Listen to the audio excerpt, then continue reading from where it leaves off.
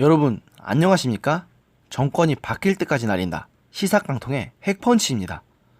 오늘은 조금 어려운 이야기를 하고자 합니다. 여러분, 언더도그마라는 말에 대해서 알고 계시나요? 언더도그마는 힘의 차이를 근거로 무조건 약자는 선하고 강자는 악하다고 생각하는 현상을 뜻하는데요. 당연히 약자라고 무조건 선한 것도 아니고 강자라고 무조건 악한 것도 아니지만 우리는 의외로 저런 오류를 자주 범하곤 합니다. 단적인 예로 스포츠 경기에서 강팀이 약팀을 일방적으로 몰아붙이며 큰 점수차로 앞서고 있을 때 관중들이 강팀보다는 약팀을 응원하는 것도 이런 의식에서 나오는 것이라 볼 수 있습니다.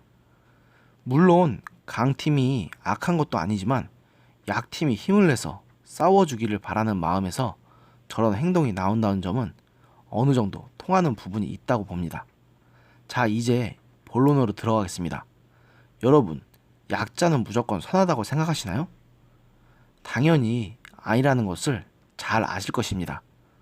사회적으로도 갑질이 엄청나게 문제가 되고 뉴스로도 많이 다뤄지지만 의외로 을들이 자신들의 열악한 지위를 악용해서 사람들을 곤란하게 만드는 경우도 심심치 않게 발견할 수가 있습니다.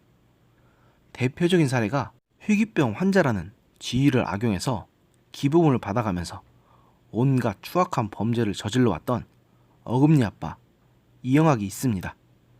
또 건물주로부터 정당한 퇴거 명령을 받았음에도 이에 불응하고 배째라는 식으로 나가는 악성 세입자들도 이에 해당할 수가 있겠습니다. 그렇다면 과연 우리 국민들은 무조건 기득권층에게 핍박받기만 하는 약자일까요? 저는 아니라고 봅니다. 이미 우리 국민들은 촛불 시위로 대통령까지 갈아치울 수 있는 엄청난 힘을 보여준 바 있습니다. 그리고 그 전에도 각종 시위를 통해서 정부를 압박해서 자신들의 뜻을 관철시킨 바 있습니다. 그리고 그 중에서 이성적으로 생각해 볼 때 사실 말도 안 되는 경우가 있었음에도 말입니다. 이것이 소위 때법 아닙니까? 그리고 이런 상황은 지금도 현재 진행형이라고 할 수가 있습니다. 지금 민주노총의 폭력 집회 등만 봐도 알 수 있지 않습니까? 저는 이런 면에서 우리나라 국민들은 절대 약자가 아니며 오히려 헌법 제1조의 원칙에 충분히 부합하는 최고 권력층이라고 생각합니다. 그리고 저는 이런 면에서 좌파 정치인과 좌파 사회운동가들을 너무너무 싫어합니다.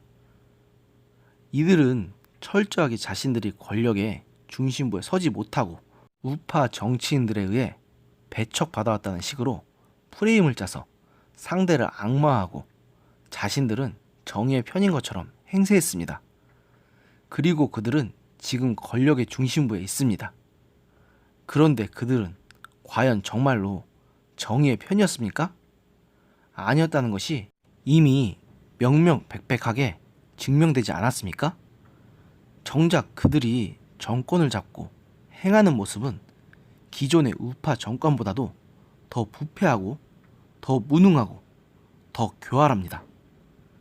자신들의 의견을 탄압받던 시절에는 언론의 자유를 들먹거리며 항거하던 사람들이 자신들이 권력을 틀어지니 자신들에 대한 비판은 모조리 가짜 뉴스라고 주장하며 비판조차 제기하지 못하게 합니다.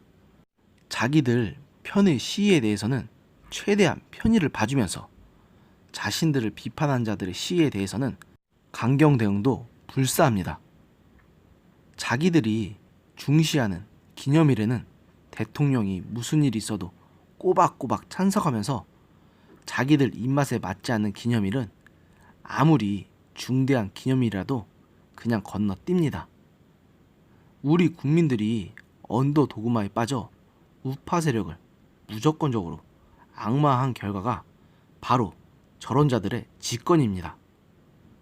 여러분, 정치 세력은 선악의 개념으로 바라봐서도 강자와 약자의 구도로 바라봐서도 안 됩니다. 그렇게 된다면 지금 정부의 탄생과 같은 비극적인 일은 계속 반복될 것입니다. 정말로 이런 비극이 반복되기를 원치 않는다면 이제부터라도 매사를 단순한 구도로 바라보지 말고 좀 더 복합적으로 생각하고 종합적으로 또 중립적으로 바라봐야 할 것입니다. 물론 쉽지는 않겠지만 이것이 우리 사회에서 정권을 잡을 자격이 없는 자들이 정권을 잡는 비극을 막기 위해 각 개인이 할 수 있는 최선의 방법입니다. 오늘의 영상은 여기까지였습니다. 들어주셔서 감사합니다.